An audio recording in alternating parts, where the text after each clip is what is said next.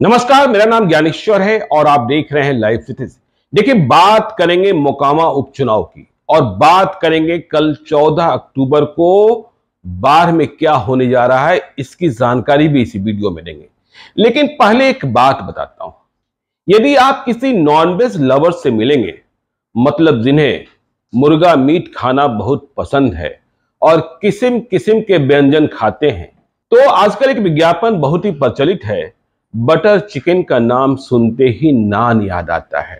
तो देखिए, विज्ञापन का यह बोल तो आज प्रचलित हुआ कि बटर चिकन का नाम सुनते ही नान याद आता है, लेकिन मुझे पता है और लोग जानते हैं, बिहार के लोग जानते हैं कि मोकामा का नाम सुनते ही AK-47 याद आता है।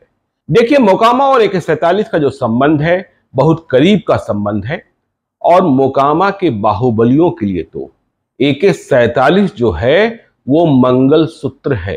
तो मंगलसूत्र कैसा? देखिए, महिलाएं जो हैं मंगलसूत्र गले में पहनती हैं और मोकामा के बाहुबली जो हैं AK-47 कंधे में टांगते हैं। और इस बार मोकामा के उपचुनाव में दो बड़े बाहुबलियों के बीच की लड़ाई है। तो देखिए, हम चर्चा कर रहे थे 14 अक्टूबर 2022 की, और यह शक्ति प्रदर्शन का जो मोकामा का महाभारत है, उसके शक्ति प्रदर्शन का पहला दिन होगा और गवाह बनेगा बाढ़। आपको हम बता दें कि मोकामा विधानसभा के लिए जो भी नामांकन के पर्चे भरे जाते हैं वो बाढ़ में भरा जाता है। तो कल 14 अक्टूबर को दोनों ही बाहुबलियों ने, देखिए, अनंत सिंह जेल में है, उनकी पत्नी नीलम देवी आरजेडी के टिकट पर महागठबंधन की उम्मीदवार हैं, तो दूसरी ओर से बीजेपी ने, आपको पता है, बीजेपी को अपने भीतर से कोई कार्यकर्ता चुनाव लड़ने के लिए मोकामा में नहीं मिला और ऐसे में ललन सिंह को बीजेपी ने खोजा और ललन सिंह की पत्नी सोनम देवी को टिकट दिया गया। यह भी सच है कि यदि अनंत सिंह के सामने ललन सिंह उम्मीदवार न होते, मतलब ललन सिंह की पत्नी, तो मोकामा विधानसभा का जो हाल है और मोकामा विधानसभा में बीजेपी की जो मौजूदा स्थिति है, वैसे में प्रत्येक पोलिंग बूथ पर, मतलब सभी पोलिंग बूथ पर बीजेपी को शायद पोलिंग एजेंट भी न मिलता। लेकिन अब लड़ाई टक्कर की होनी है और यह भी सच है कि अनंत सिंह के बाहुबल के सामने ललन सिंह डरते नहीं हैं। ललन सिंह मोकामा वाले खूब बोल रहे हैं। तो देखिए, कल जब नामांकन एक ही दिन दोनों का होगा बाढ़ में, तो यह महाभारत का पहला दृश्य होगा और यहां तरह तरह के लोग आपको दिखाई पड़ेंगे, किस्म किस्म के। प्रशासन भी जागता है, प्रशासन भी चौकस है कि कल बाढ़ में कौन कौन आता है। देखिए, तरह तरह की आंखें दिखाई पड़ेगी, तरह तरह की मूछें दिखाई पड़ेगी, किस्म किस्म के लोग, बड़े भी दिखेंगे, बुतरू भी दिखेंगे। और मोकामा की जब हम बात करते हैं तो बुतरू भी कितने क्या होते हैं यह भी आपको पता है। तो बाढ़ में कल देखा जाएगा किसके पक्ष में कितने लोग और मोकामा उपचुनाव में आगे किस तरीके से कहानी लिखी जाने वाली है, किस तरीके का संघर्ष होने वाला है।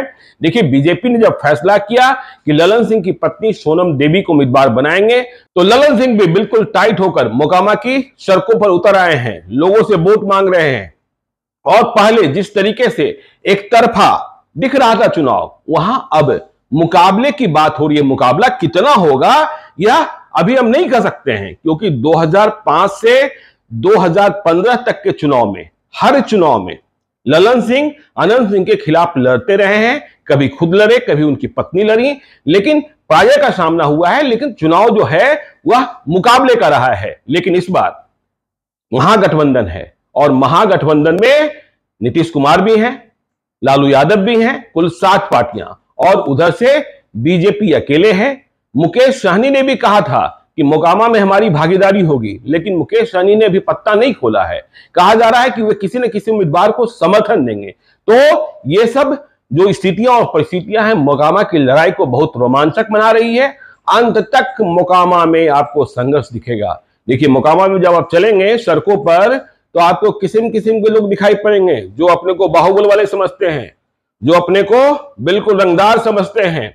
उनके कंधे पर 47 भले न लटका हो, लेकिन विंध्याचल वाला लाल गमछा जरूर दिखेगा। तो मोकामा बहुत ही रोमांच भरा है और मोकामा में जो कुछ होगा वह आपको सबसे पहले लाइव सीरीज बताएगा। आप देखते रहिए। कल 14 अक्टूबर को बाढ़ में महाभारत का पहला दृश्य कैसा दिखता है यह भी आपको हम बताएंगे। तो अब तक यदि आपने हमारे YouTube चैनल लाइव सीरीज को सब्सक्राइब नहीं किया है तो जरूर कर लीजिएगा, और यदि इस वीडियो को आप फेसबुक पेज के माध्यम से देखें तो पेज को लाइक कीजिएगा, ट्विटर पर भी हमें फॉलो कीजिए। धन्यवाद।